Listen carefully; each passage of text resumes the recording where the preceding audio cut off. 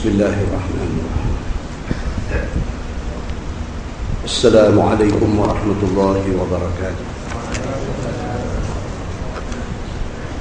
Alhamdulillah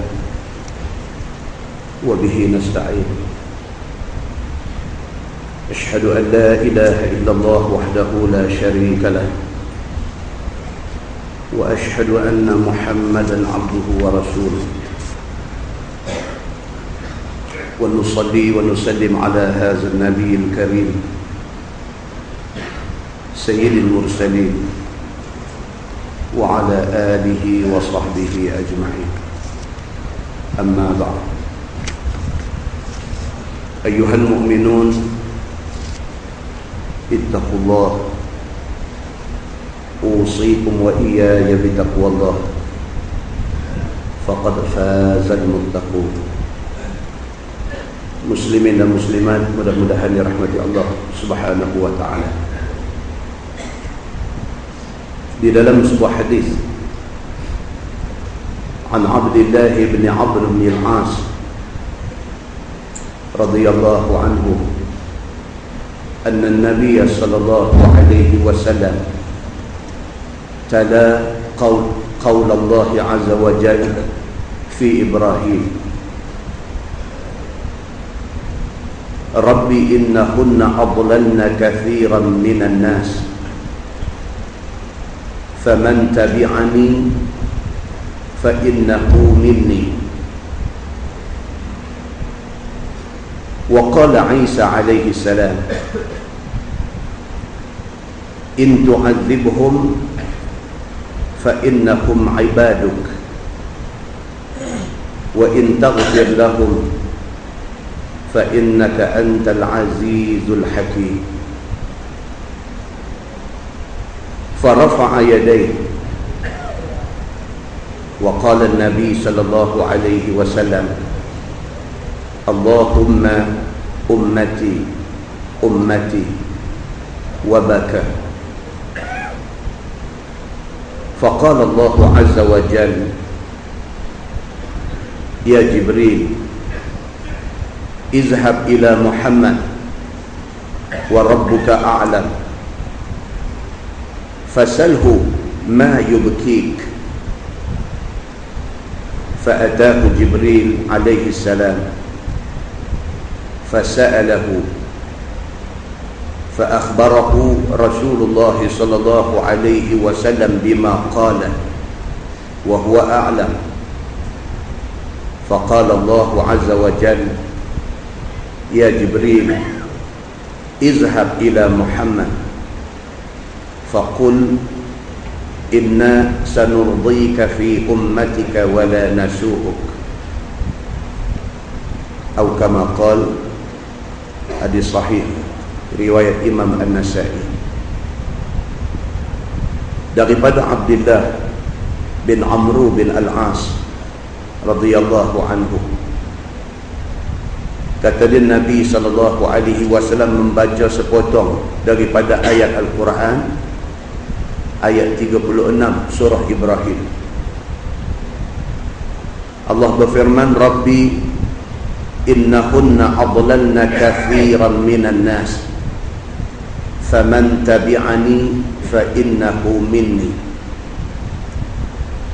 Allah berfirman di dalam ayat itu, doa yang dibaca oleh Nabi Allah Ibrahim alaihissalam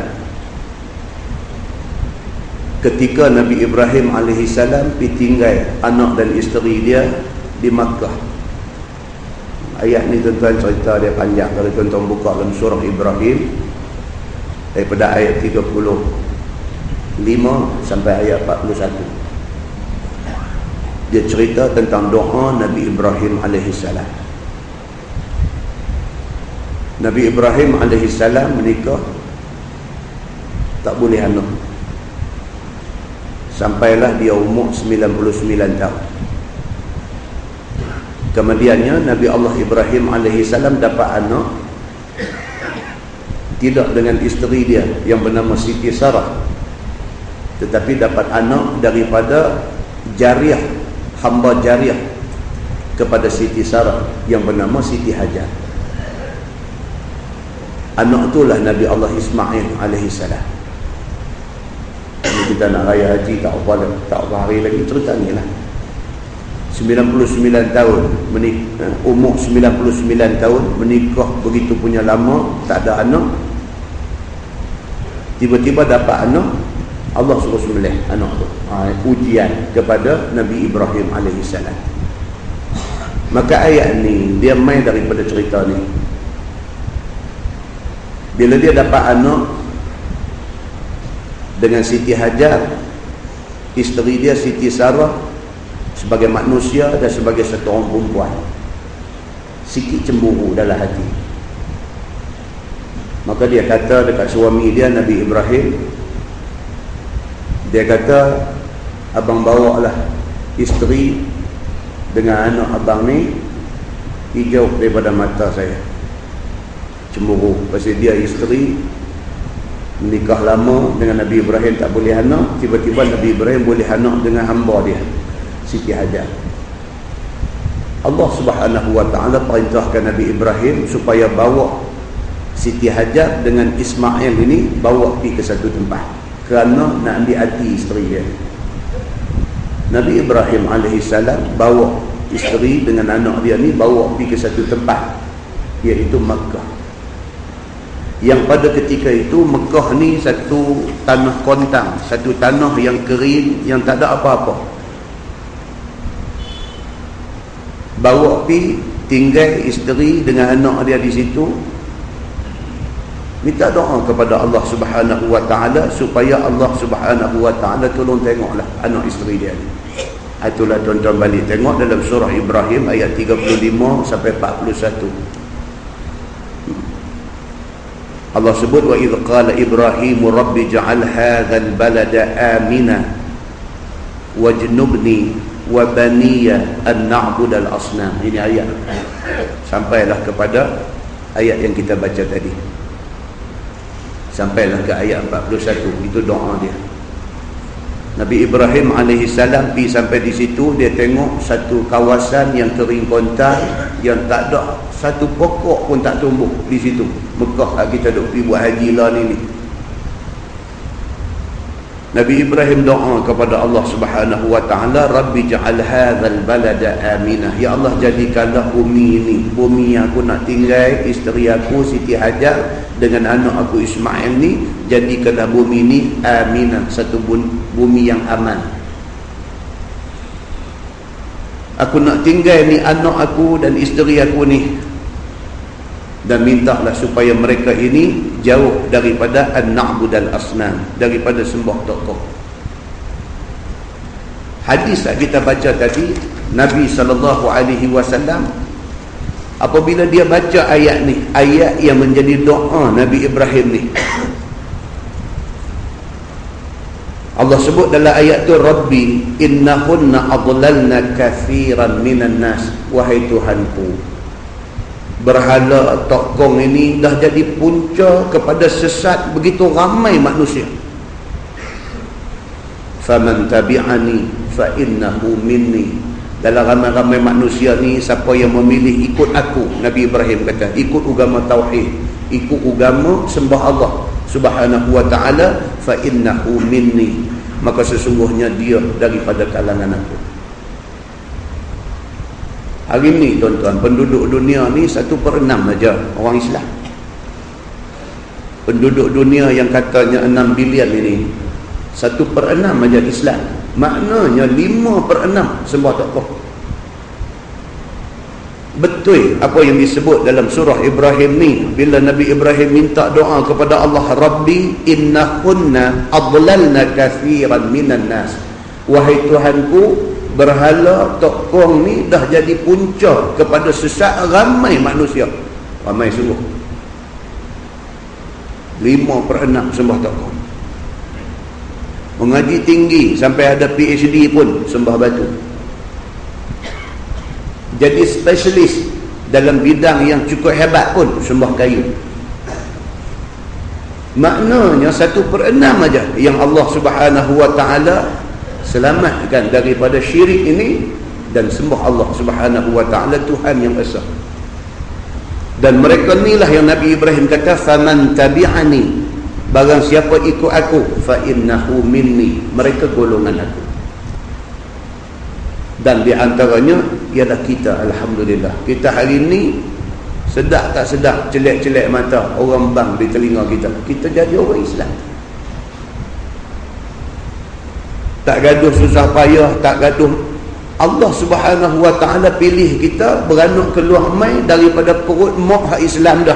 Keluar mai ayah kita hak Islam dah bang di telinga kita. Alhamdulillah. Pun macam tu ramai manusia tak syukur kepada Allah Subhanahu wa ta'ala. Dia buang Islam daripada dirinya. Nabi Muhammad sallallahu alaihi wasallam bila dia baca ayat 36 surah Ibrahim ni, menangis dia. Dia jumpa pula ayat 118 surah Al-Maidah. Allah Subhanahu wa ta'ala sebut, in tu'adzibhum fa innahum ibaduk wa in taghfir lahum fa innaka antal azizul hakim. Nabi Isa alaihi salam minta doa kepada Allah Subhanahu wa ta'ala, ya Allah, kalaulah sekiranya kamu memilih untuk azab depa yang bantah ni, fa innahum ibaduk, kok mana pun depa hamba engkau juga ya Allah. Wa in taghfir lahum, tapi kalau sekiranya engkau ampun depa, bagi petunjuk kepada depa, fa innaka antal azizul hakim, engkaulah Tuhan yang maha perkasa lagi maha bijaksana. Nabi kita Nabi Muhammad sallallahu alaihi wasallam bila dia baca dua ayat ni, ayat 36 surah Ibrahim dengan ayat 118 surah Al-Maidah, farafa'a yadayhi, Nabi sallallahu alaihi wasallam angkat tangan dua-dua. Wa qala, Nabi kata, Allahumma ummati ummati. Nabi Muhammad kata, ya Allah, umat aku, tolong mereka sah. Nabi SAW ni sayang kita sampai macam tu. Dia baca ayat ni, ayat Allah Subhanahu wa ta'ala cerita, kata ramai manusia akan jadi sembah berhala, akan jadi orang syirik. Nabi Muhammad teriak. Nabi Muhammad takut kalau ada di kalangan umat dia pergi masuk dalam kumpulan sembah berhala ni. Farafa'a yadayhi, dia angkat dua-dua tangan dia, Allahumma ummati ummati, ya Allah, ya Tuhan, umat aku tolong sat depa ni, jangan bagi depa sembah tokoh. Wa baka, Nabi menangis, bercucuk air mata Nabi sallallahu alaihi wasallam. Faqala Allah azza wa jalla, Allah Subhanahu wa ta'ala berfirman kepada Jibril. Allah Subhanahu wa ta'ala ni dia buat kita, dia buat Nabi Muhammad, dia sayang Nabi Muhammad ni tak tahu nak apa. Allah buat kita, Allah buat Nabi Muhammad, tapi dia sayang Nabi Muhammad sallallahu alaihi wasallam ni. Bila dia tengok Nabi Muhammad angkat tangan, duk teriak, duk minta supaya diselamatkan umat dia, Allah kata kepada Jibril, izhab ila Muhammad. Jibril pisah dekat Muhammad ada teriak ni. Ya Jibril, wahai Jibril, izhab ila Muhammad wa rabbaka a'lam. Sedangkan Allah Subhanahu wa ta'ala Tuhan maha mengetahui. Kalau dia tak suruh Jibril pi dekat Nabi Muhammad pun, Tuhan tahu dah Nabi Muhammad teriak pasal apa. Tapi Allah Subhanahu wa ta'ala nak melengkapkan formality dia. Dia jadikan manusia, dia jadikan malaikat, dia jadikan Jibril sebagai ketua malaikat. Dia nak completekan formality dia. Dia hantar Jibril pergi tanya, report dia mah. Wa rabbak, sedangkan Allah Subhanahu wa ta'ala wa rabbuka a'lam, Tuhan tahu dah. Kalau dia tak hantar Jibril pun dia tahu dah, tapi dia hantar. Sama macam esok kita di padang mahsyar, esok kita akan dihisap di depan Allah Subhanahu wa ta'ala. Tuan-tuan, kalau Allah tak buat neraca mizan untuk nak timbang amal kita, kalau Allah tak himpun kita di mahsyar untuk nak hisap amalan kita, Tuhan tahu dah kita ni. Boleh bangkit-bangkit pada kubur terus tolak pergi syurga pergi neraka. Tuhan boleh kalau nak buat macam tu, tapi Tuhan patuh kepada formaliti dia. Dia buat satu mahkamah di sana, dia bercarakan manusia, selepas perbicaraan dia tolak manusia ke syurga dan ke neraka. Wa rabbuka a'lam, sedangkan Tuhan Maha mengetahui. Dia tak buat pun tak apa dah. Muslimin dan muslimat yang dirahmati Allah sekalian, Allah suruh Jibril pisah dekat Muhammad ada menangis ni, pi tanya dia, fasalhu ma yubkik, pi tanya dia apa yang menyebabkan kamu menangis wahai Muhammad. Fa'atahu Jibril alaihi salam, Jibril alaihi salam Allah suruh dia terus pergi kepada Nabi Muhammad sallallahu alaihi wasallam. Fasa'alahu, Jibril tanya Nabi, apa hal Muhammad? Kamu angkat tangan minta kepada Tuhan, Allahumma ummati ummati, minta ya Allah ya Tuhanku selamatkan umat aku, selamatkan. Pasal apa ni wahai Muhammad? Fa akhbarahu Rasulullah sallallahu alaihi wasallam bima qala. Nabi pun cerita dekat Jibril, dia kata aku jadi sebab, dia kata bila aku baca ayat 36 surah Ibrahim dengan ayat 118 surah Al-Ma'idah ni, bila aku baca ayat ni aku tak boleh, dia kata aku teringat umat aku.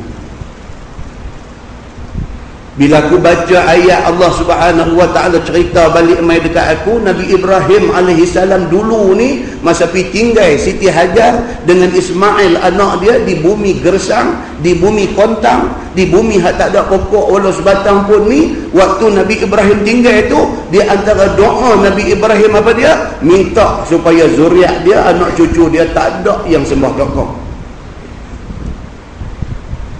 Aku teringat benda tu, aku menangis, dia kata.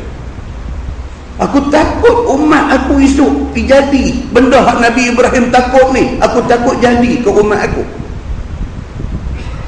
Aku baca Quran, Allah Subhanahu wa ta'ala cerita Nabi Isa sayang umat dia. Nabi Isa minta kepada Allah Subhanahu wa ta'ala, Nabi Isa kata in tu'adzibuhum fa innahum ibaduk. Ya Allah, kalau kamu memilih untuk azab umat aku ni, mereka tetap umat engkau, mereka tetap hamba engkau.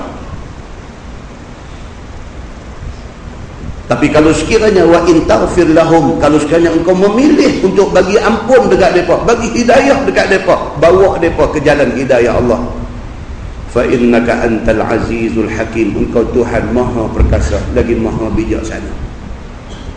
Nabi Muhammad baca ayat ni, teriak dia. Kalau Nabi Isa sayang umat dia, Nabi Muhammad kata aku lebih sayang kepada umat aku.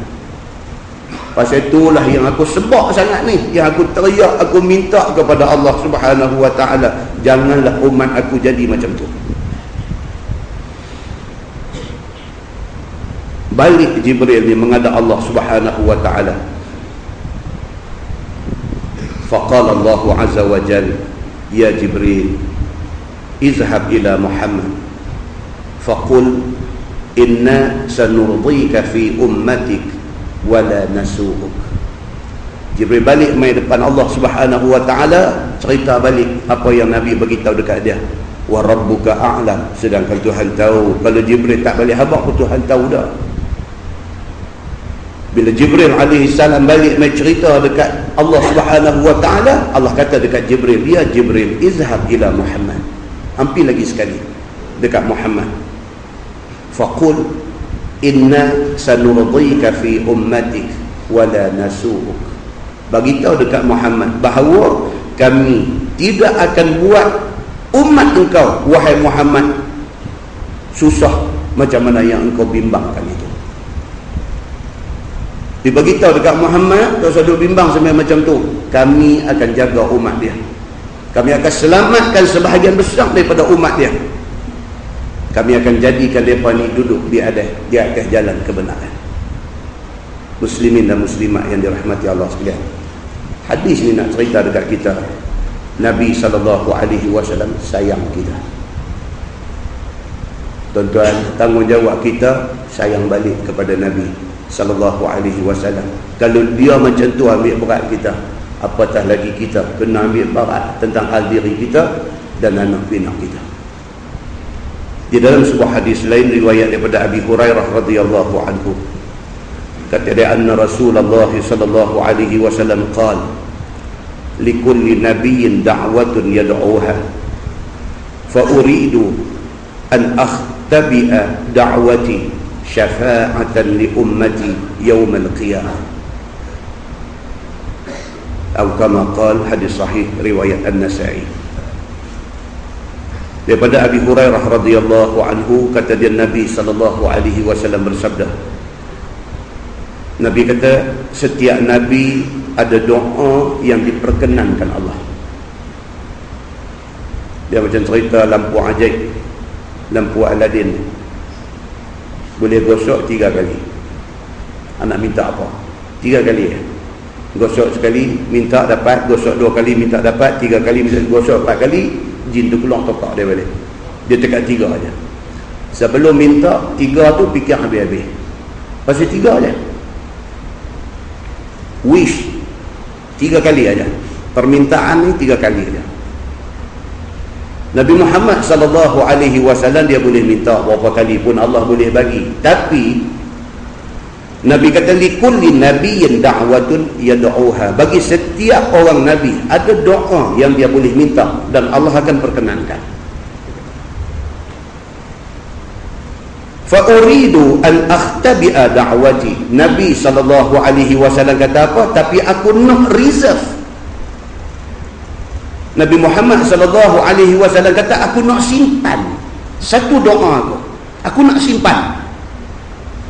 Syafa'atan li ummati yaumal qiyamah. Doa hak mustajab, hak Allah nak bagi berkenan ni. Kalau aku minta, Allah nak berkenan ni, aku nak simpan satu. Dia kata, pasal apa?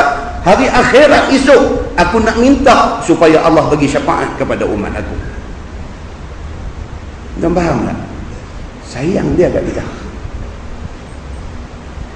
Dia boleh minta apa pun, dia boleh perhabis apa keistimewaan hak Allah bagi dia, boleh. Tapi dia hold, dia simpan satu.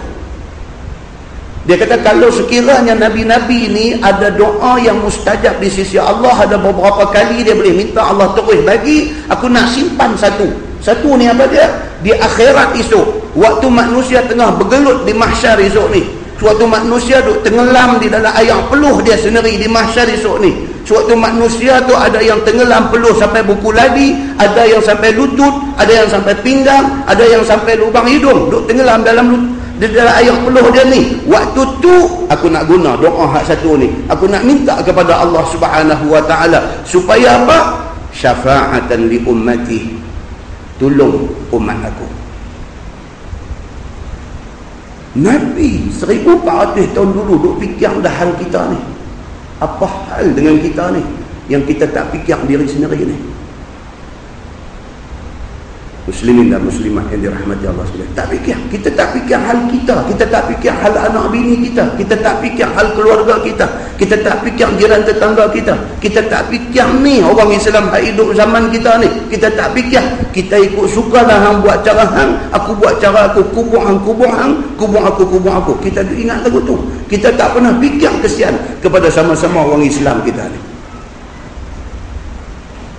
Muslimin dan muslimat yang dirahmati Allah sekalian, demikian hadis daripada Nabi sallallahu alaihi wasallam yang mai kepada kita ni, yang menceritakan tentang bagaimana Allah Subhanahu wa taala buh dalam hati Nabi ni rasa kasih sayang kepada umat Nabi sallallahu alaihi wasallam. Mudah-mudahan kita jadikan dia sebagai iktibar, dan mudah-mudahan mula pada hari ini kita sayang sungguh-sungguh kepada Nabi sallallahu alaihi wasallam, dan sayang Nabi ini dibuktikan dalam bentuk kita taat kepada Quran, taat kepada hadis Nabi sallallahu alaihi wasallam.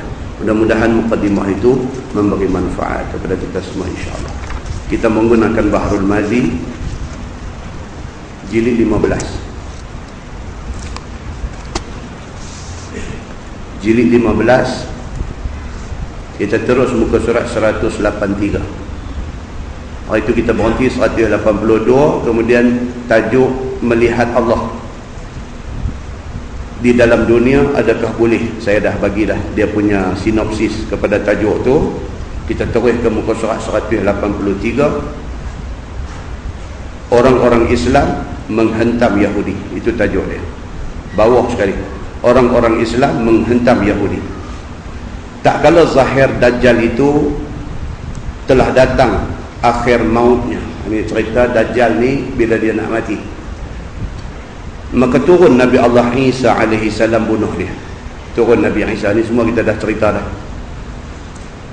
Bahawa Nabi Isa alaihi salam ni walaupun dia turun, dia akan melaksanakan syariat Nabi Muhammad sallallahu alaihi wasallam. Dia tak bawa dah kita Injil dia, sebaliknya dia patuh kepada Quran dan juga syariat Nabi Muhammad sallallahu alaihi wasallam. Maka pada masa itu orang-orang Yahudi sangatlah banyaknya menurut akan Dajjal itu.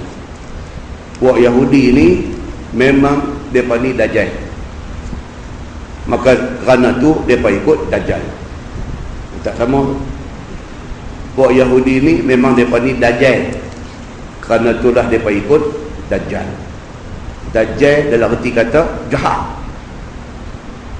Tuan dengar cerita adik ipar Tony Blair masuk Islam. Ayuh, keluar siaran terus menerus dalam TV di Britain. Dia satu jurnalis, satu broadcaster, kerja dengan stesen televisyen dan juga reporter. Dia ambil berita daripada merata-rata tempat. Dia dah habis masa dia bukan sikit. Dia pergi sendiri ke Palestin. Dia pergi di sana dan dia melihat dan dia menghayati dan dia turut merasai penderitaan orang Islam di Palestin. Dia rasa. Keluar gambar meh. Banyak orang tu buat posting dalam email ni, gambar dia pergi ke Palestin ni, dia pergi dukung anak-anak orang Islam Palestin dan sebagainya. Allah Subhanahu wa taala buh hidayah masuk dalam hati dia. Dia buat perjumpaan dengan Ismail Haniyeh. Dia jumpa mereka, dia tengok bertentang mata dengan puak-puak Hamas ni. Bila dia tengok aja hati dia sebut apa? Dia kata ni orang baik.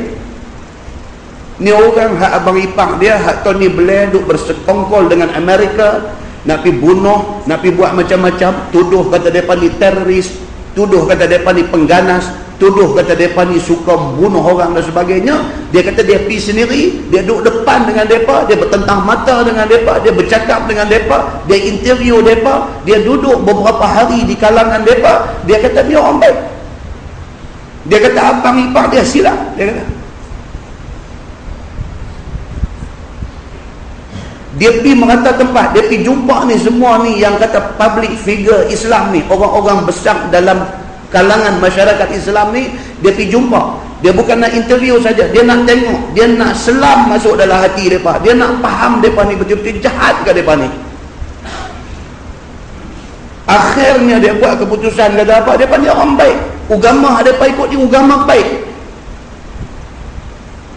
Last trip dia pergi ke Iran. Dia pergi ziarah beberapa makam orang baik-baik di sana. Dia balik-balik tu dalam siaran terus menerus dalam stesen TV dia kerja. Dia pakai kain kelumbung. Dia beritahu, nama saya Lauren Booth, dengan ini saya mengisytiharkan saya Islam. Dia masuk Islam. Dan dia kata start daripada dia kata dia nak masuk Islam tu, start daripada tu dia tak sentuh alkohol, minuman keras, arak ni. Dia dah tak sentuh 45 hari lah daripada sebelum dia isytihar masuk Islam tu. 45 hari lah dia tak berasa nak minum arak. Tak pernah lagi dia tak minum arak dalam tempoh masa yang lama macam tu. Lepas itu dengan serta-merta pergi belajar Quran, dan hari ni dia boleh dah baca Quran. Lepas ni orang cerdik, tuan-tuan. Ni hadut jadi Melayu Islam lama dah, duduk tak boleh baca Quran ni, apa hal aku tak tahu. Dia boleh dah baca Quran. Dia kata hari ni, dia kata semayang 5 waktu dia tak tinggal, dan hari-hari dia baca Quran pada kadar kemampuan dia. Allah Subhanahu wa ta'ala dia pilih siapa, dia bagi hidayah, tak ada siapa boleh tolak, tak ada siapa boleh halang.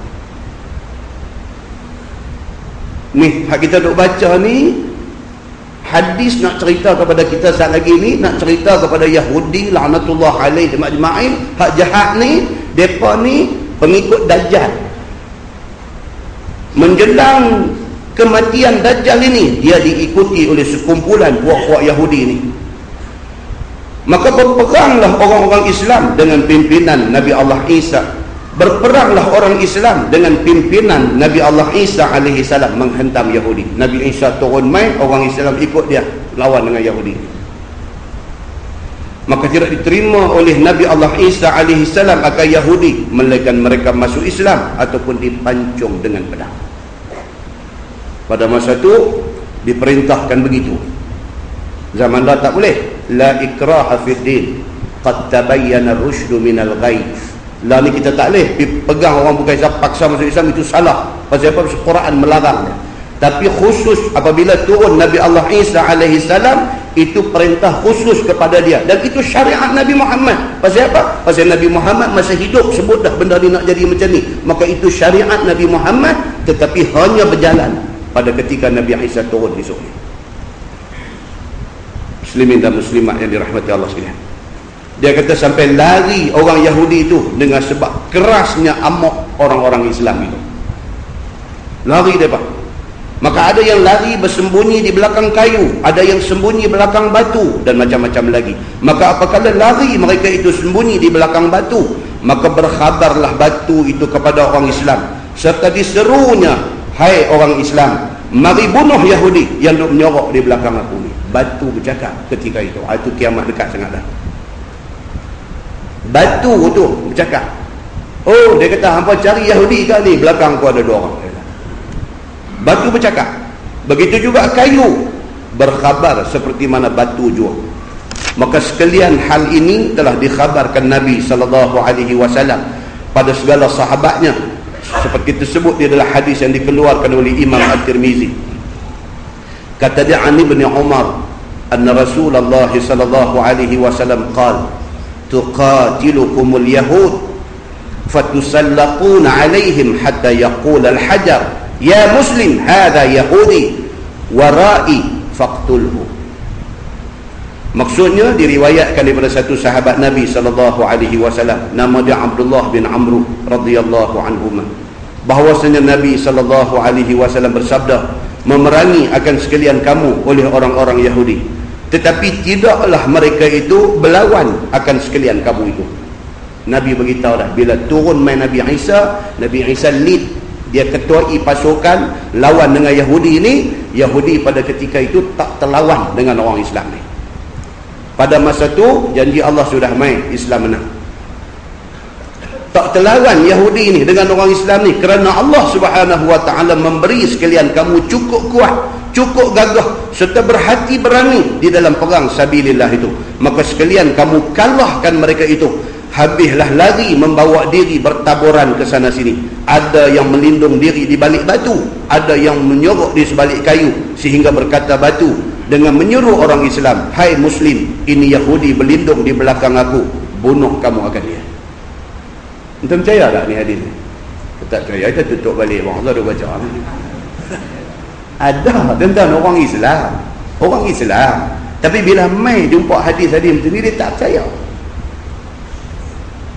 Pelik tuan-tuan. Ada orang Islam marah kalau orang kata dia tak Islam, marah. Tapi ada sesetengah ayat Quran, hadis Nabi, baca kat dia tak mahu. Dia buat jebeh mulut, dia buat tengok ke lain, dia buat aku yang ni, aku tak apa nak ni hadis ni sahih ke tak ni, dia duk main hadis ni sahih ke tak ni.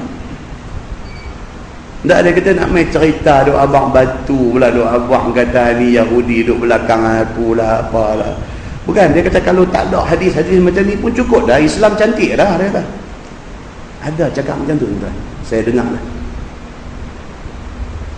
Macam mana jadi kepada Nabi Muhammad SAW waktu Nabi Muhammad di Isra' dan di Mi'rajkan. Nabi pergi dalam Isra' dan Mi'raj, Nabi balik pagi esok subuh sudah ada di tepi Kaabah di Masjidil Haram. Nabi bercakap kepada sahabat ada di depan Nabi. Nabi kata semalam aku dibawa oleh Jibril alaihi salam daripada sini pi ke Baitul Maqdis, naik sampai ke Sidratil Muntaha, aku tengok macam tu macam ni dan sebagainya, dan hari ini aku sampai balik di sini.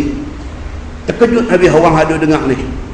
Sebahagian tanya Nabi, dia berkata, ya Rasulullah, semalam Tuan pi, pagi ni Tuan dah ada di sini? Dia kata ya.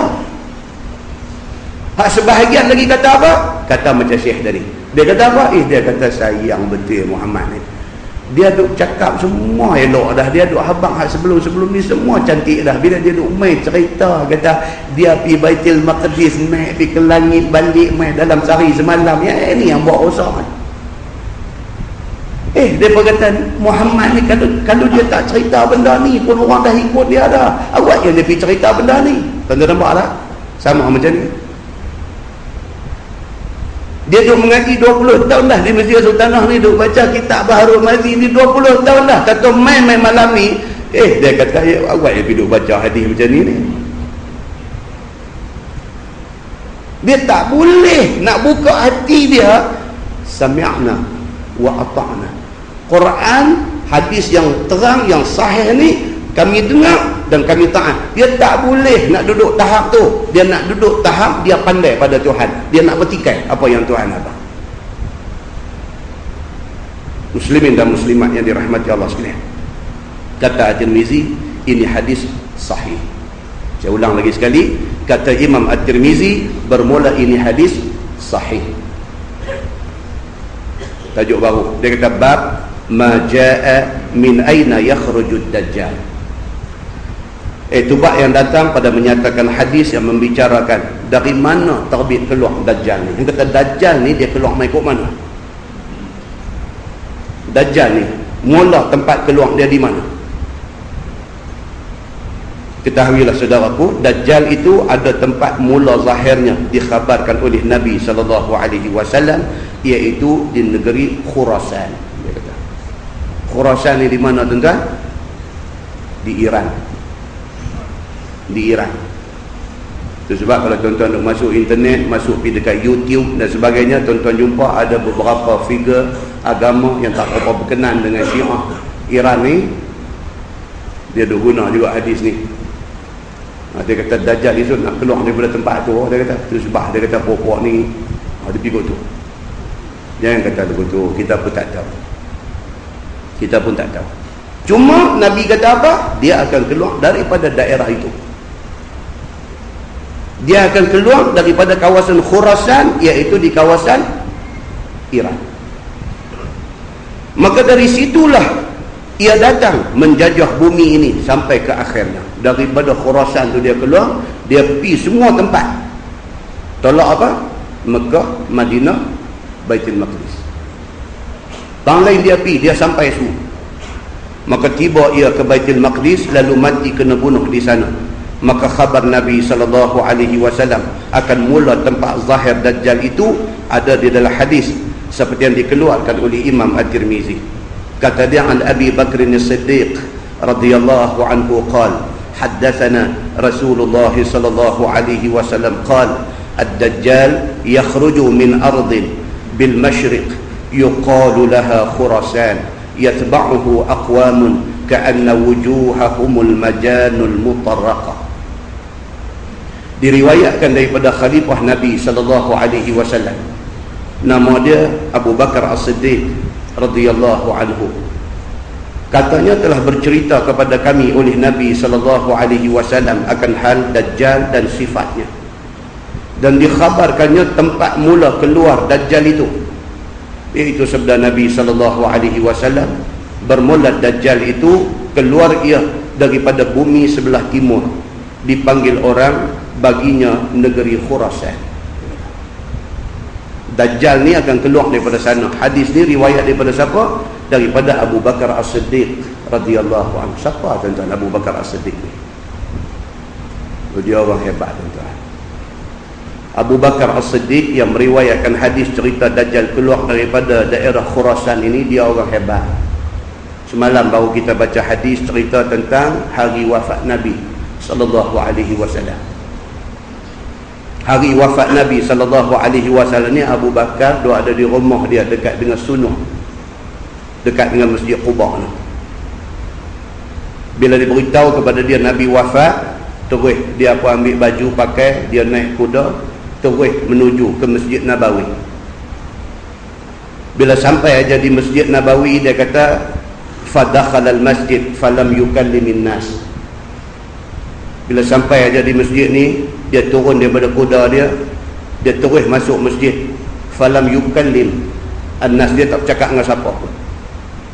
Terkejut ni dengar cerita kata Nabi wafat ni, terkejut. Walaupun Nabi sebelum wafat sakit dulu, tapi terkejut dengar ni. Pasal apa? Pasal Nabi manusia yang semua orang pada masa tu paling kasih. Tahu kata manusia ni satu hari akan mati, tapi bila orang yang kita sayang, orang yang kita kasih mati, terkejut.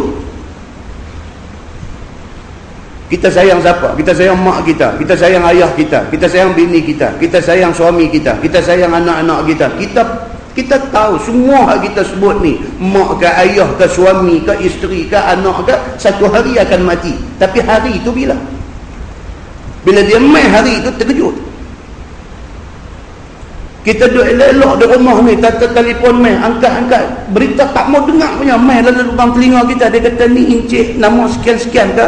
Ya, kami ni daripada sekian-sekian tempat ni, encik ada anak nama sekian-sekian ke? Kita dah kacau dah. Ya, kata cik minta maaf cik kena banyak sabar, anak encik terlibat kemalangan, dia meninggal. Tuan-tuan, dia sesak nafas dengan tiba-tiba ni dia nak cakap tak boleh, dia nak apa tak boleh, yang motor kata turun. Tuan, keadaan orang yang kita sayang, orang yang kita kasih, orang yang kita tak mau dengar benda tak elok kena ke dia, tiba-tiba satu hari kita dipaksa dengar benda tu, pum, masuk lubang telinga kita. Anak encik terlibat dalam kemalangan, dia meninggal. Wala'iyazubillah. Nak telai dia tak boleh, nak tarik nafas dia lekat, nak apa pun tak boleh. Yang motor deras, bini duk tengok, abang awak, abang pasal apa abang, nak tak keluar suara. Sayang kita ke anak kita, tak boleh nak tak boleh nak menandingi sayang Sayyidina Abu Bakar kepada Nabi sallallahu alaihi wasallam. Tak boleh nak dia. Dia sayang Nabi sampai dia boleh ganti nyawa dia. Dia tiba sampai berita dekat dia, kata Nabi sallallahu alaihi wasallam wafat. Dia tak bercakap dengan siapa. Dia naik kuda, dia pergi Masjid Nabawi, dia turun, orang duk ada ramai, dia tak tegur siapa, dia tak bercakap siapa. Dia masuk dalam rumah, dia pergi jumpa Aisyah. Hatta dakhala ala Aisyah wa Rasulullah sallallahu alaihi wasallam musajjan bi burdin hibara. Dia masuk dia pergi jumpa anak dia Aisyah. Dia jumpa Aisyah, mata dia tengok di atas pangkin tu jasad Nabi sallallahu alaihi wasallam dia ada di situ. Fakashafa an wajhi, dia pergi buka kain hak tutup wajah Nabi. Summa akabba alaihi wa qabbala, dia peluk jasad Nabi, dia cium Nabi sallallahu alaihi wasallam. Fabaka, menangis dia tahan ni, daripada tadi ni dia tahan ni, dia mari tengok betul Nabi yang dia sayang ni mati dah, dia peluk, dia cium Nabi sallallahu alaihi wasallam, ayah mata darah. Summa qala bi abi anta wallahi la yajma'u Allahu 'alaika mautatain abadan. Dia kata, demi ayah aku, dia kata. Atau dalam terjemahan lain dia kata apa? Aku tebus kematian engkau ya Rasulullah dengan ayah aku. Ataupun dalam makna lain dia kata apa? Aku sanggup mati ayah aku, aku tak sanggup mati engkau ya Rasulullah. Wallahi, dia kata demi Allah, kata Sayyidina Abu Bakar, la yajma'ullahu 'alaika mautataini abada. Allah tidak akan bagi satu manusia mati dua kali, dia kata. Ammal mautatul lati kataballahu 'alaika faqad mittaha. Adapun kematian yang Allah tentukan kepada engkau ya Rasulullah, hari ini engkau dah jumpa dia. Sayang dia kepada Nabi sallallahu alaihi wasallam. Itu sebab dalam sebuah hadis lain riwayat daripada Aisyah radhiyallahu anha, Kata dia, ra'aitu salasata aqmarin saqatna fi hujrati faqasastu ru'yaya ala Abi Bakr as-Siddiq. Qalat falamma tuwfiya Rasulullah sallallahu alaihi wasallam wa dufina fi baitiha qala laha Abu Bakr hadza ahadu aqmarik wa huwa khairuha. Aisyah radhiyallahu anha, dia kata, aku pernah mimpi. Aisyah isteri Nabi ni, ra'aitu salasata aqmar, aku mimpi aku tengok 3 biji bulan, dia kata. Aisyah kata, aku mimpi, dalam mimpi aku tengok 3 biji bulan ni, ada 3 biji saqatna fi hujrati, jatuh mai dalam bilik aku duduk ni. Mimpi bulan 3 biji, satu pelik lah, jatuh dalam bilik aku ni. Faqasastu ru'yaya ala Abi Bakr as-Siddiq, aku cerita dekat bapa aku Abu Bakar as-Siddiq.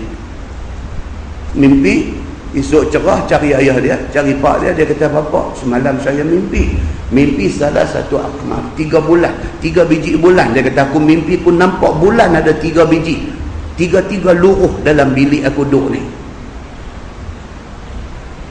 Abu Bakar as-Siddiq sengah, tak kata apa. Dia dengar, dia diam, dia tak komen apa.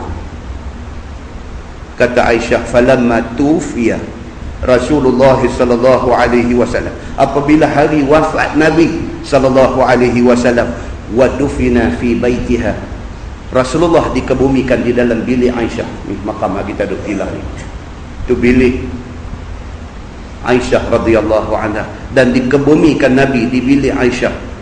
Wa qala laha Abu Bakar, hari itulah baru Abu Bakar kata dekat anak dia, dekat Aisyah ni, dia kata, haza ahadu aqmarik, hang pernah cerita dekat aku dulu, hang mimpi ada bulan 3 biji jatuh dalam bilik hang. Aku nak bagi tahu dekat hang, ini salah sebiji bulan tu sudah jatuh di dalam bilik hang. Wa huwa khairuha, dan dialah bulan yang terbaik daripada 3 hang nak jatuh dalam bilik hang ni. Tuan-tuan, apa jadi lepas itu tuan-tuan? Terbukti di bilik Aisyah tu dikebumikan siapa? Abu Bakar as-Siddiq. Dikebumikan siapa? Umar al-Khattab. 3 orang, 3 biji bulan jatuh di dalam bilik dia. Ini semua hadis tuan-tuan. Kalau kita tak baca, kita tak tahu. Kalau kita tak mengaji, kita tak jumpa. Bila kita boleh bagi masa, walaupun banjir. Tadi di Kelang Kabut sikit, ramai telefon, SMS dekat saya, duk tanya, ustaz kuliah malam ni ada ke tak? Ustaz macam mana malam ni, on ke? Ayat ni macam-macam, ada ke tak satu, on ke satu, macam-macam, tapi membawa maksud kepada nak tahu ada tak ada kuliah malam ni. Saya terlupa ke banjir ni, saya apa pakat duk tanya ada tak ada. Ada orang duk abang kata tak ada ke, duk ingat lagu tu. Lepas satu sahabat telefon pula kata, ustaz, dia kata ni nak tanya ni ada kata ada kata tak ada. Saya kata ramai bukan duk tanya pasal apa. Dah lah pasal kami Kedah ni duk kena balik, baru teringat. Okey. Saya kata Masjid Sultanah tenggelam dah. Dia kata Masjid Sultanah tak tenggelam, betul Sultanah, tapi ni hak duk nak main mengaji ni pakat tenggelam. No, telefon tadi pada Kuala Merang pun ada, Bendang Raja pun ada. Kami tenggelam. Ada kata di rumah saya ni parai lutut saya, rumah saya parai pinggang. Kesian pula duk dengar kan. Lepas tu saya kata tak tahulah, setakat ni Masjid Sultanah tak ada lah bagi signal kata nak cancel. Ada yang telefon tu kata pula, dia kata tapi kalau ustaz jalan juga sayang lah, miss lah kami. Maksud dia tu mafhum mukhalafah, faham di sebalik cakap tu, dia nak suruh cancel buang lah. Jadi esok dia buat, dia tak terlepas lah satu kuliah malam ni. Jadi saya pun teringat, kesian juga kat dia. Dia tadi telefon dekat Tuan Imam, tanya dia, Tuan Imam buat pulang buah comel tu lah. Sahabat telefon dekat Tuan Imam ni, Tuan Imam ni dia kata tak. Dia kata pasal apa pula nak baca. Dia kata ni daripada pagi tadi sampai lah ni setitik air hujan pun tak turun lagi. Dia kata haji terah banjir tu tak apalah, biar ni hak tak banjir nak main buah comel. Dia kata kena main juga lah. Banyak mana ada ni hak main ni, kira dulu tadi pinggang merah belakang lah ni. Kita tak tahu ni tambak buat tang mana yang turun main ni, pelampung pisang kut pokok mana yang lenggak main ni, main ni. Muslimin dan muslimat yang dirahmati Allah sekalian, ni ceritanya. Abu Bakar As-Siddiq manusia macam ni. Apabila anak dia cerita dekat dia, kata 3 biji bulan jatuh dalam rumah, dia dengar, dia diam. Sedangkan dia belajar tentang takbir mimpi. Nabi SAW, tuan-tuan, dalam Bahrul Mazi ada satu bab cerita tentang takbir mimpi. Kalau siapa mimpi macam ni, apa makna dia? Kalau siapa mimpi macam ni, apa? Berdasarkan hadis Nabi SAW. Abu Bakar As-Siddiq, orang yang paling rapat dengan Nabi, dia faham tentang benda-benda ni, tapi dia sengah, dia tak kata apa sehinggalah hari Nabi wafat. Baru dia kata dekat anak dia Aisyah, dia kata, Aisyah, ingat tak lagi hang pernah tanya ayah tentang hang mimpi bulan 3 biji jatuh dalam bilik ini, dalam rumah hang? Dia kata, ini bapak nak beritahu, ni adalah salah satu daripada 3 bulan yang jatuh tu, dan dia adalah bulan yang terbaik. Sungguh tuan-tuan, hadis ni sungguh rupa-rupanya apa dia? Lagi 2 lagi jatuh dalam rumah tu juga. Hari ni kalau kita ziarah makam Nabi, sampai di situ, Assalamualaikum ya Rasulullah. Pergi lagi satu tapak, Assalamualaikum ya Abu Bakar. Pergi lagi satu, Assalamualaikum ya Umar. 3 biji bulan jatuh di rumah tu. Ini yang kata Sayyidina Abu Bakar As-Siddiq ni. Kalau kita nak cerita tentang kisah dia, panjang tuan-tuan. Kisah istimewa dia di sisi Nabi SAW dan istimewa dia di sisi Allah Subhanahu Wa Taala. Ni Abu Bakar As-Siddiq, dia meriwayatkan hadis yang menceritakan Dajjal akan keluar daripada daerah Khurasan. Baik. Kemudian masalah, dia kata Khurasan itu di mana tahu oleh Nabi SAW? Adakah ia pergi ke sana melihat ataupun pernah mendengar cerita tentang Khurasan itu? Dan Nabi SAW dalam hadis dari Nabi SAW boleh sebut, Nabi kata Ad-Dajjal yakhruju min ardin bil masyriq yuqalu laha Khurasan. Nabi sebut terang. Nabi kata, yang kata Dajjal itu dia akan keluar daripada bumi di pihak timur. Tempat mula keluar Dajjal ini daripada arah timur bumi kita duduk ni, dia kata. Yuqalu laha Khurasan. Nabi sebut, dan nama tempat yang menjadi tempat keluar Dajjal itu ialah Khurasan. Baik, mana Nabi tahu ni perkataan Khurasan ni? Nabi pernah pergi melancong di Khurasan? Nabi pernah pergi tengok Khurasan? Ataupun ada ke siapa-siapa pernah main cerita dekat Nabi, kata ada satu tempat terletak di sekian-sekian, nama tempat tu Khurasan? Ada ke? Tak ada. Zaman tu mana ada travel agent boleh duk bawa pergi berjalan makan angin sana sini? Tak ada. Nama tempat tu pun Nabi tak pernah tahu pun, tapi Nabi sebut di dalam hadis dia. Jadi dia main satu persoalan, Khurasan itu mana Nabi tahu? Adakah Nabi pernah pergi ataupun Nabi pernah dengar cerita tentang Khurasan? Kata dia, sebenarnya Nabi kita SAW tak tahu pun tentang negeri Khurasan itu, dan bukan ia ada pergi ke sana melihat, ataupun dia tidak pernah mendengar berita khabar tentang Khurasan itu. Nabi tak pernah tahu pun. Bahkan Nabi tahu akan dapat memperkatakannya itu dengan petunjuk Allah Subhanahu Wa Taala. Itu dia tuan-tuan. Allah yang bagi ilham tu kepada Nabi. Nabi bercakap tentang Khurasan. Allah Subhanahu Wa Taala buat mai tu perkataan Khurasan tu campak dalam hati Nabi. Nabi abang kepada sahabat ada ni, Dajjal akan keluar daripada satu tempat, nama dia Khurasan. Allah yang bagi tahu. Dan negeri Khurasan itu ibu negeri bagi benua Farsi, dia kata. Iran lah Khurasan ini. Sabda Nabi SAW lagi, yatba'uhu aqwam, artinya akan turut akan dia, yakni akan Dajjal itu oleh beberapa kaum, seolah-olah muka kaum itu seperti perisai yang berlapis belulang, yakni bulat mukanya dan kulitnya tebal, dia kata, serta timbul rupa daging di mukanya itu, dan tegak-tegak tubuh mereka itu. Ni yang kata Yahudi Asbahan. Dalam hadis sahih Muslim, dia buat main lagi cerita ni.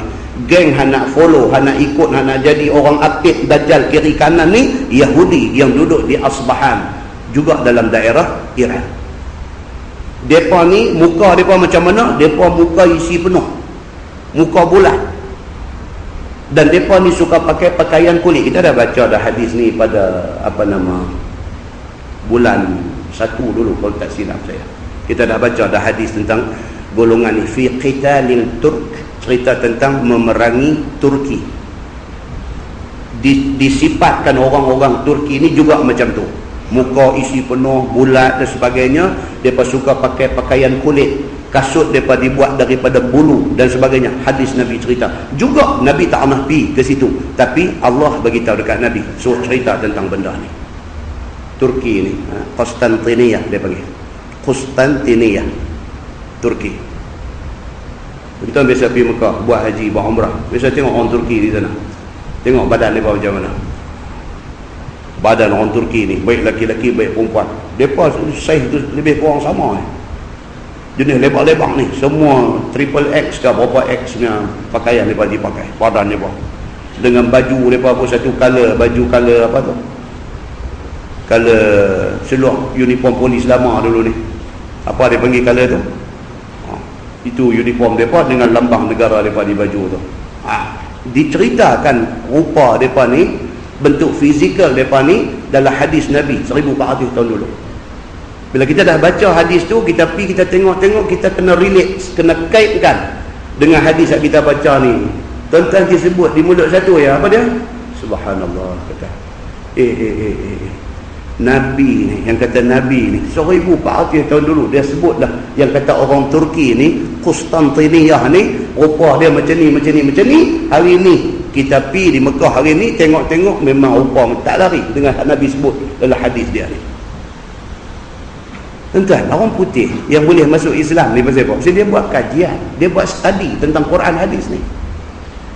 Bila dia duk study Quran, dia study, dia buat kajian tentang hadis dan sebagainya, finding ataupun dapatan-dapatan yang dia dapat daripada kajian dia tu menyebabkan apa? Dia yakin dengan Islam ni.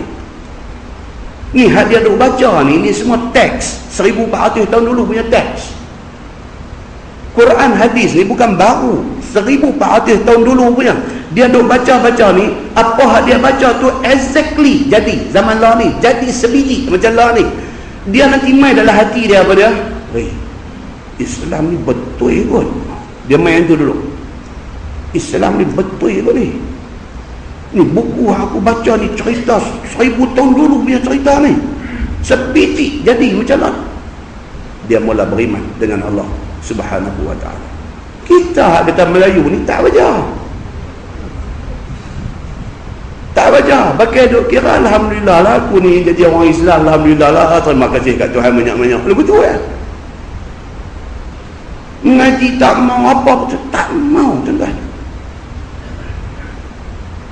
Heran kadang-kadang kita duduk di satu kawasan perumahan, jiran sebelah kita selang 2 pintu daripada rumah kita, tak pernah nampak. Bukan kita nak kata apa kat dia, bukan nak rendah dia, bukan nak hina dia, tapi takkan dia tak pernah teringat nak main masjid ni, tak pernah teringat. Kita duk main ni bukanlah kita jahat, tapi duk nak tengok je lah, tak pernah nampak ni, tak berasa nak main. Dia dengan bini dia, dengan anak-anak dia sama.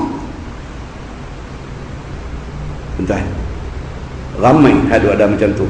Sikit aja haduk mau nak cari tentang ilmu yang Allah Subhanahu wa ta'ala buat turun mai. Kita ni apa? Alhamdulillah Allah bagi kat kita. Alhamdulillah. Apa? Hidayah Tuhan bagi. Teringat nak mai. Geng hak tak mai tapi telefon tadi tu pun duk ingat nak mai lah tu. Telefon tu tanya ada tak ada kuliah mana ni, tak ada pasal apa, pasal hati tu nak mai. Tapi memandangkan keadaan rumah ni, ayah tu parai dada ni, nak mai juga tak lagi. Bini dia kata, abang takkan abang nak pergi kot ni, ayah tak lagi. Dia nak naik pun dalam sejam 2 jam dia boleh naik. Sekali abang pergi mengaji balik-balik mai, tengok saya tinggal cermin mata ya saya. Bini pergi kata lagu tu. Dia ni pun duk dengar-dengar, dia jawab juga lah sepatah kat bini dia. Dia kata kalau sungguh jadi lagu tu hang mati syahid, hang tahu, pasal aku pergi mengaji. Dia kata, abang jangan duk, abang gamak kata kalau gitu, ada kata ada aku tapi dia hati dia ada sini malam ni. Ni hak kering kontang, hujan tak turun, hak apa tak main ni, hati jahiran ni. Muslimin dan muslimat yang dirahmati Allah, kita ingat satu perkara ya tuan-tuan. Haduk main muslim ngaji ni ingat satu perkara aja. Apa dia? Abang kita. Terus ingat abang orang lain, abang kita. Faham dah ke kita dengan Islam kita ni? Yang tu ya sudah. Kita ni Islam ni dengan umur kita malam ni 50 lebih, 60, 70, faham habis dah ke kita dengan Islam ni? Kalau berasa banyak lagi tak faham, kena mai. Bukan apabila mai tuan-tuan, takkanlah dalam sejam suku kita mengajar, dalam sejam suku kita duduk dengar, dalam sejam suku kita duduk tengok kitab ni, takkan dah tak ada 5 minit yang lekat dalam hati kita. Takkanlah sejam suku duduk sejam setengah, takkanlah tak ada 5 minit benda singgah mai dalam hati, takkan tak ada. Muslimin dan muslimat yang dirahmati Allah sekalian. Tajuk baru, fi alamati khurujid dajjal. Itu bab yang datang pada menyatakan hadis yang membicarakan tanda keluar dajjal. Ketahuilah saudaraku, dajjal mau keluar itu ada beberapa alamat yang telah dikhabarkan oleh Nabi SAW. Kemudian sampai khabar itu pada kita sebagaimana yang dikeluarkan oleh Imam At-Tirmizi. Kata hadis dia, an Muaz bin Jabal radhiyallahu anhu anin Nabi SAW qala al-malhamatul uzma wa fathul Qustantiniyah wa khurujud dajjal fi 7 ashhur. Diriwayatkan daripada satu sahabat Nabi SAW, nama dia Muaz bin Jabal radhiyallahu anhu, daripada Nabi SAW, sabda Nabi, persedagingan peperangan yang besar. Bahasa Arab dia terjemah perkataan hal guna tu al-malhamah. Lahmun ni makna daging. Al-malhamah ni maksud macam cerita hadis manusia mati masuk kubur.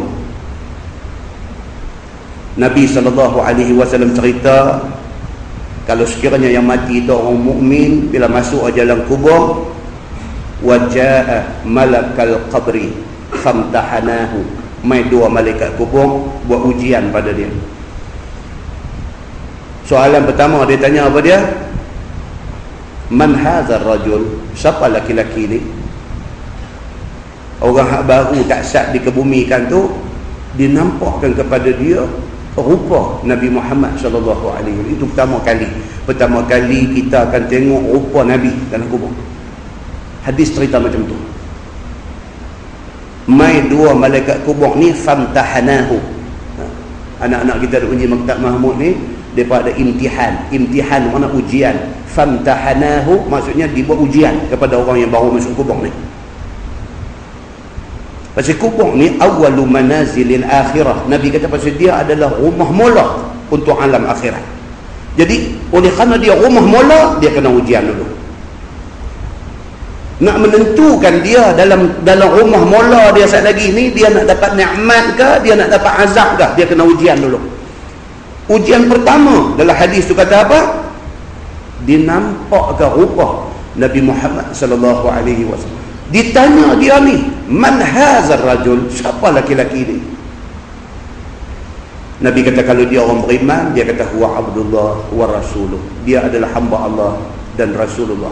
Dia terus mengucap asyhadu an la ilaha illallah wa asyhadu anna Muhammadar Rasulullah. Kalau orang beriman,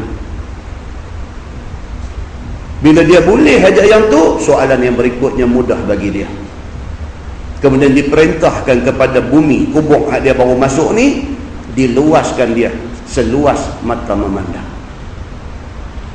dan diterangi cahaya di kuburnya itu. Ni hadis. Sebaliknya Nabi kata apabila yang masuk itu seorang manusia, seorang hamba yang kufur kepada Allah Subhanahu wa taala, dinampakkan muka Nabi, ditanya dia man hadzal rajul, dia jawab apa? Ma adri, aku tak tahu siapa dia ni. Ikutlah orang kata apa, aku kata. Itu jawapan dia. Nabi beritahu dalam hadis. Maka diperintahkan kepada bumi, kepada kubur ni apa dia? Bersedaginglah kamu dengan dia. Ini bersedaging. Maksud dia apa? Dia renyuk.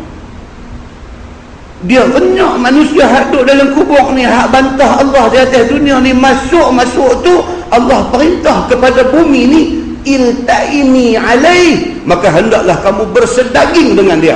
Dia renyuk, hancur lebur. Nabi mengisyaratkan jari dia macam ni.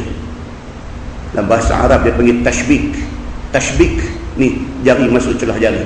Nak habaq kata manusia yang bantah Tuhan ni masuk kubur, bila Allah perintah iltaimi alaih, bersedaginglah kamu dengan kubur tu, dia renyuk, tulang rusuk berselisih macam tu. Ni kita jumpa pada malam ni pula, dia kata apa?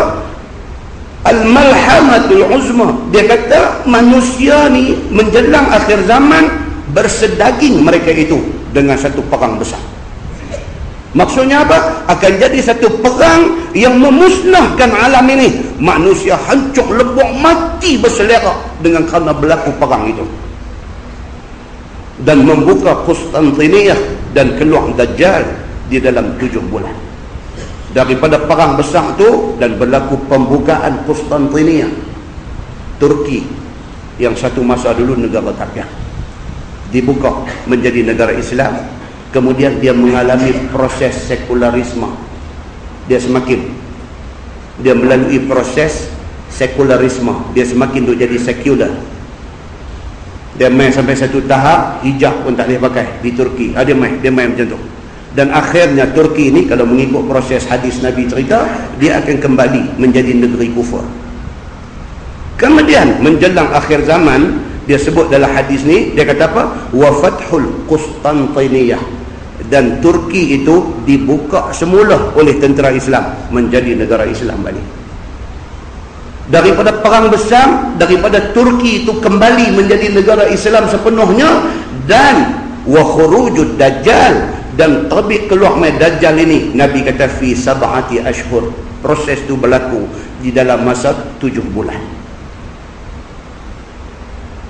Entah, takat ni saya nak tanya tuan-tuan, rasa dahsyat tak dengan ilmu Islam ni?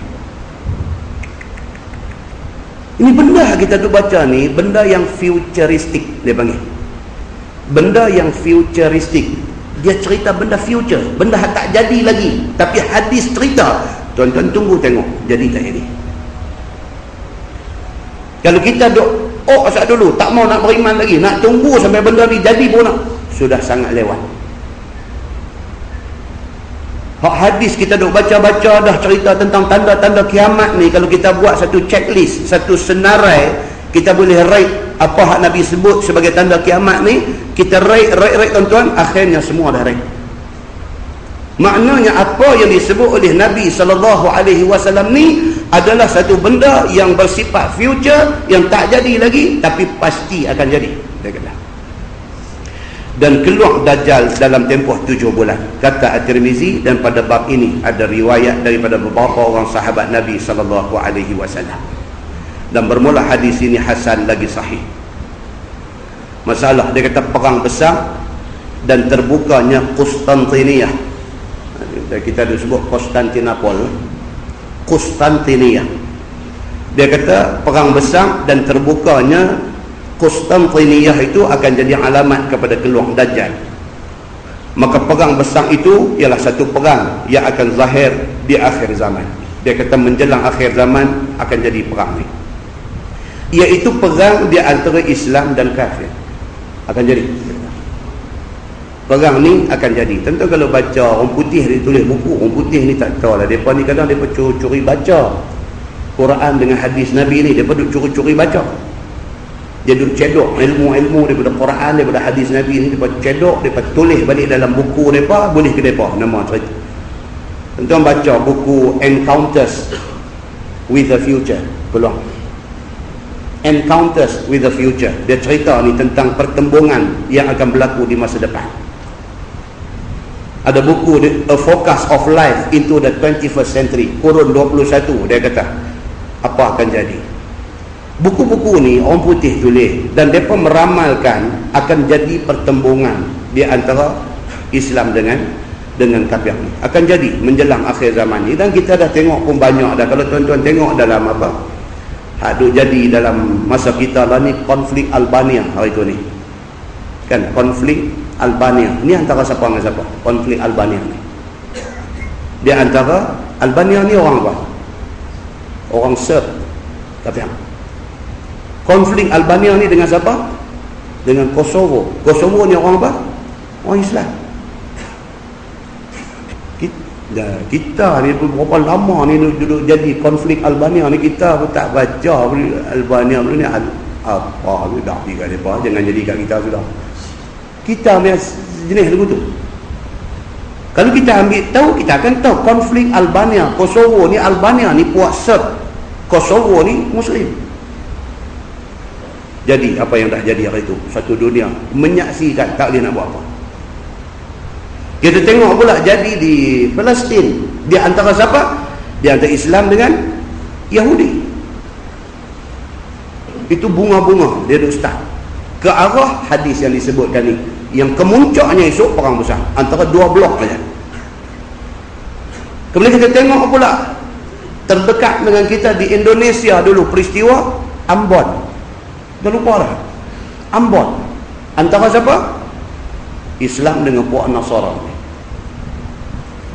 Dan jadi di merata tempat dalam dunia yang semua ni menjurus kepada hadis yang kita baca ni, yang akan berlaku satu perang besar, yang perang itu akan bersedaging. Maksudnya apa? Ramai mati dalam perang itu.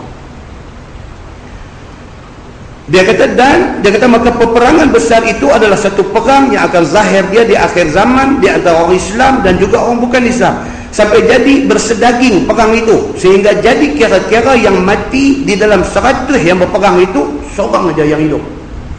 Tu yang Nabi sebut, kata apa? Bersedaging tu. Dalam 100 seorang nak boleh hidup, hak lain ni mati. Begitu. Dengan kerana kerasnya perang itu sampai jadi yang demikian itu. Tu dia, sampai jadi dulu tu. Teruknya perang tu. Tuan tahu lah perang lah ni macam mana. Dulu perang pakai manjanik, dia panggil, pakai terbih. Dalam bahasa kampung kita kata terbih. Arab dia panggil manjanik. Dia pakai batu tarik, pedai api, runtuh sebahagian dinding Kaabah zaman perang Mekah dulu ni. Lah tak ada tuan-tuan. Dia lepas fosforus di Palestin. Dia lepas fosforus, turun fosforus tu, habis ni budak-budak duk mengaji dalam kelas ni hangui tuan-tuan, hangui. Dia jadi rentung, dia jadi badan daripada tinggi 5 kaki lebih ni, dia jadi tinggi besar 2 kaki. Itu aja. Tu yang kata bom fosforus. Belum bercakap tentang bom nuklear, belum cakap apa lagi. Perang akan datang, dia macam tu punya perang. Di ketika berlakunya keadaan ni, keadaan lain lah tuan-tuan. Masa tu kita harap apa? Allah tolong dah.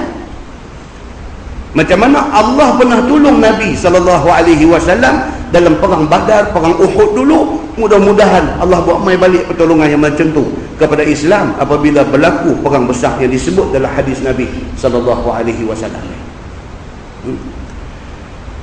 Dia kata maka kerana kerasnya perang itu, dahsyatnya perang itu, sampailah jadi yang demikian itu. Dan adalah perang ini adalah perang antara Islam dengan kafir bangsa Turki. Dia kata dia start di sana dulu.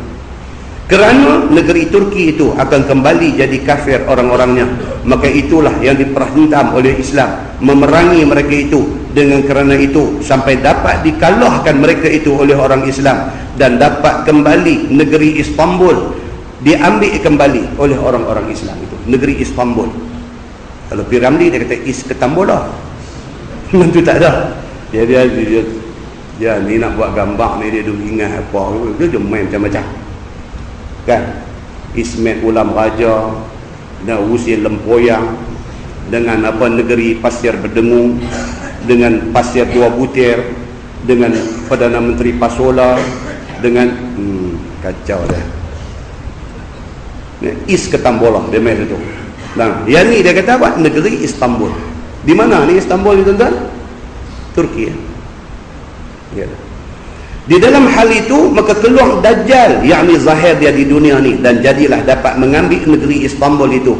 Alamat kepada kiamat sangat hampir.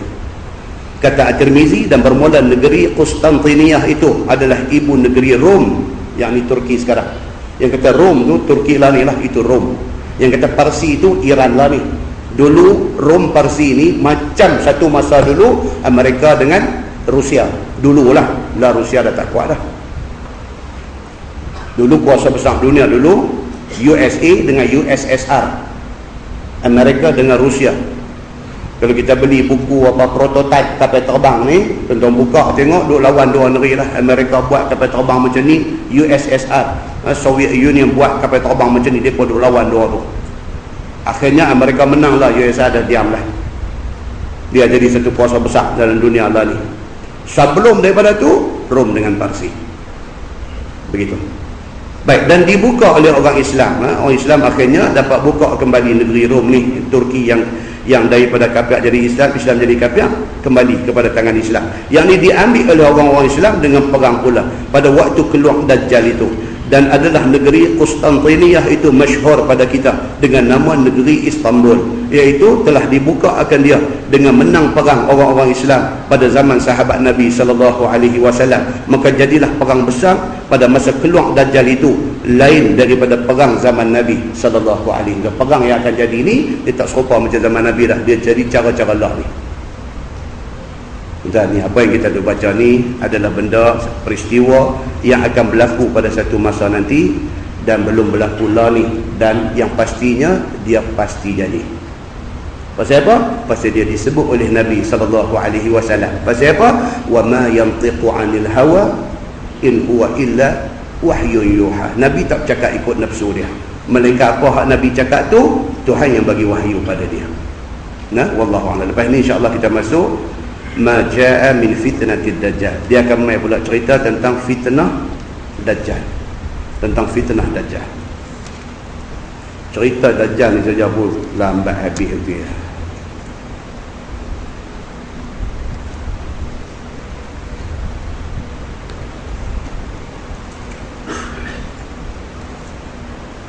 Lepas ni tuan-tuan dia akan mai cerita tentang fitnah Dajjal ni. Dia ada lebih kurang 12 muka surat. Kalau tuan-tuan kata baca, kita baca. Kalau tuan-tuan kata tak payah baca panjang-panjang, saya akan buat cara baca cepat. Dia boleh dua cara. Kalau rasa cemuih, sebab dia lebih pada ulangan, saya akan buat cara laju. Saya akan baca matan hadis, saya akan cerita, so dia akan jadi lebih kurang macam ceramah sikit-sikit macam tu. So kita tak akan pergi baca satu-satu. Saya rasa itu cara yang paling baik. Lepas tu setelah 14 muka surat kot, barulah dia main fi sifatid dajjal. Dia duk cerita dajjal lagi, cerita pasal sifat dia pula. Nak abang pijit mata dia sebelah tak ada, sebelah lagi jeluak keluar. Dan nak abang pula dajjal ni rambut dia kain tin sungguh-sungguh. Dan nak abang pula yang kata dajjal, pihak kita duk baca dah sebelum ni, dia akan ulang lagi sekali. Saya rasa yang tu pun kita perderah, kita baca hadis dia saja. Lepas tu dia akan main fit dajjal la yadkhulul Madinah. Yang ni kita akan baca satu-satu. Cerita tentang Madinah, dia antara tempat yang dajjal tak boleh masuk. Kita akan baca hadis dia dan kita akan baca syarah dia. Kita baca cerita dia. Pasal apa tak boleh masuk tu, apa sebab yang Allah larang dajjal daripada masuk di dalam bumi Madinah itu. Kemudian dia akan main fi qatl Isa bin Maryam ad-Dajjal. Cerita last kali Nabi Isa bunuh Dajjal ni. Nak boleh ke mati dia ni berapa bulan kalau kita nak baca. Tu baru nak baca, baru dia nak mati. Belum dia main lagi, dia main lagi dahsyat. Tuan-tuan, dia akan main cerita apa? Satu hari Dajjal ada di atas muka bumi ni. Dia kata yaum kasana, sehari macam setahun. Dia kata yaum kasyahr, sehari macam sebulan. Dia main yaum kal jumu'ah, sehari macam seminggu, macam satu Jumaat. Dan Nabi kata hari yang berikutnya seperti hari-hari kamu pada hari ini. Getirnya, pahit maunya tu Dajjal tu ada tu, ujian yang Allah bagi dekat kita dengan kerana main Dajjal ni. Nak habis sehari tu macam setahun. Macam orang kena masuk jail lah. Allahu Akbar, nak habis hari ni tak tahu. Berasa lagu macam kaitan lembu, steamroll tu slow, ni slow lagi. Steamroll jalan tu, budak-budak kayu basikal, potong dia, potong, pi patah balik, potong lagi 5 kali, potong pi, dia tak sampai lagi traffic light tu.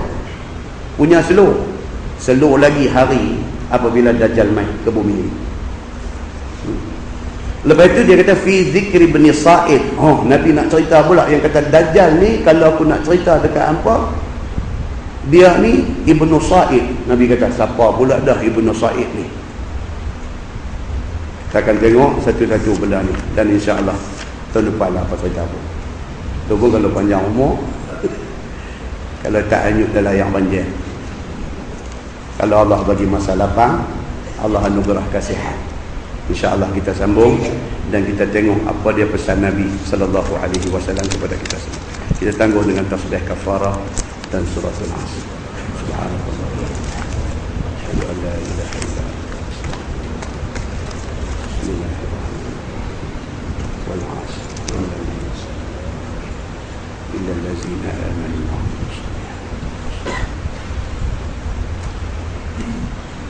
اللهم صل على محمد في الأولين والآخرين وسلم رضي الله تبارك وتعالى عن سادتنا أصحاب سيدنا رسول الله أجمعين. بسم الله الرحمن الرحيم. الحمد لله رب العالمين حمدا يوافي نعمه ويكافئ مزيدا. يا ربنا لك الحمد كما ينبغي لجلال وجهك الكريم وعظيم سلطانك. رضينا بالله ربا وبالإسلام دينا وبمحمد نبيا ورسولا. اللهم افتح علينا فتوح العارفين وارزقنا فهم النبيين بجاه خاتم المرسلين. اللهم فقهنا في الدين وعلمنا التأويل واهدنا صراطك المستقيم. اللهم أرنا الحق حقا وارزقنا اتباعه وأرنا الباطل باطلا وارزقنا اجتنابه. اللهم اجعل جمعنا جمعا مرحوما وتفرقنا من بعده تفرقا معصوما. وصلى الله على محمد وعلى آله وصحبه وسلم والحمد لله رب العالمين. السلام عليكم.